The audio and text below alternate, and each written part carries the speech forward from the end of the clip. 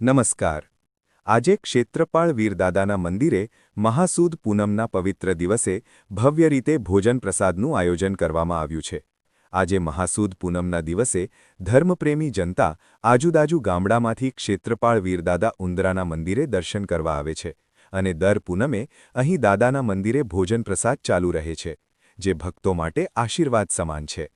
આજના ભોજન પ્રસાદના દાતાશ્રી ઠાકોર હસમુખજી ખોડાજી, મંત્રી શ્રી શંકરપુરા, પ્રમુખ ગુજરાત ક્ષત્રિય ઠાકોર સેના, ઊંઝા તાલુકા અને ઠાકોર ભાણાજી સુરાજી, પ્રમુખ શ્રી સુરાપુરા ગ્રામ સમિતિ, ગુજરાત ક્ષત્રિય ઠાકોર સેના તરફથી આપવામાં આવ્યો હતો.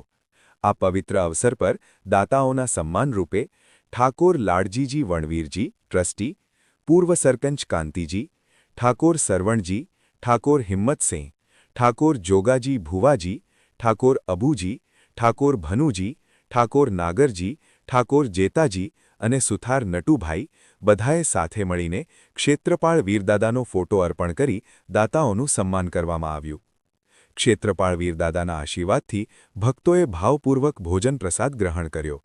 આવો સેવાભાવી અને ધાર્મિક કાર્ય સમાજમાં એકતા, ભાઈચારો અને સંસ્કારને વધુ મજબૂત કરે છે. અંતમાં તેમાં દાતાઓએ ક્ષેત્રપાળ વીરદાદાના સેવાભાવી લોકોનો આભાર માન્યો. જય ક્ષેત્રપાળ વીરદાદા.